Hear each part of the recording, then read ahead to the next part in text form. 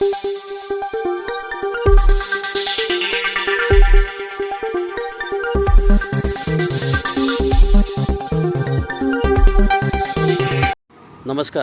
Asian news चॅनलमध्ये आपले स्वागत आहे।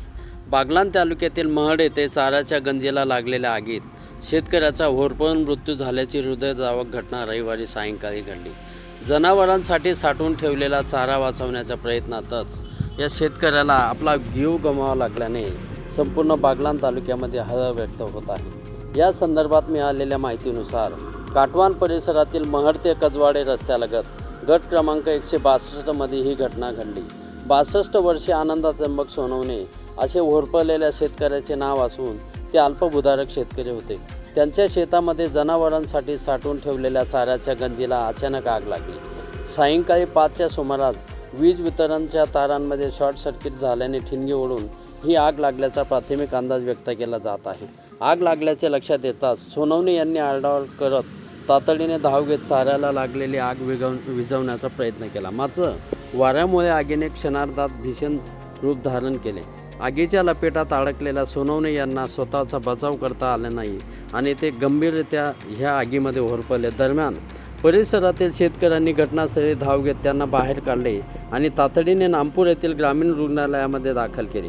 तिथे वैद्यकीय अधिकाऱ्यांनी प्राथमिक उपचार करून त्यांना पुढील उपचारासाठी मालेगाव येथील सामान्य रुग्णालयामध्ये हलवले, मात्र परिस्थिती गंभीर असल्याने त्यांना धुळे येथील शासकीय रुग्णालयामध्ये हलवण्यात आले। मात्र तेथे पोहोचताच वैद्यकीय अधिकाऱ्यांनी त्यांना मृत घोषित केले।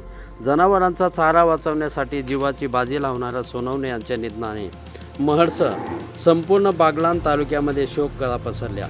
अतिशय कष्टाळू आणि साध्या स्वभावाच्या शेतकऱ्याचा असा दुर्दैवी अंत झाल्याने सर्वत्र हळहळ व्यक्त होत आहे। मृत सोनवणे यांच्या पश्चात पत्नी, एक मुलगा आणि 3 मुली असा परिवार असून त्यांच्या कुटुंबावर दुःखाचा डोंगर कोसळला आहे। अकाली शेतकऱ्याचा होरपळून मृत्यू झाल्याने संपूर्ण बागलाणमध्ये हळहळ व्यक्त होत आहे। शासनाने तातडीने या संदर्भात महसूल विभागामार्फत पंचनामा करून सोनवणे कुटुंबाला मदत मिळवून द्यावी अशी मागणी परिसरात होत आहे। एशियन न्यूजसाठी हर्षवर्धन कैरनार, बागलाण। धन्यवाद।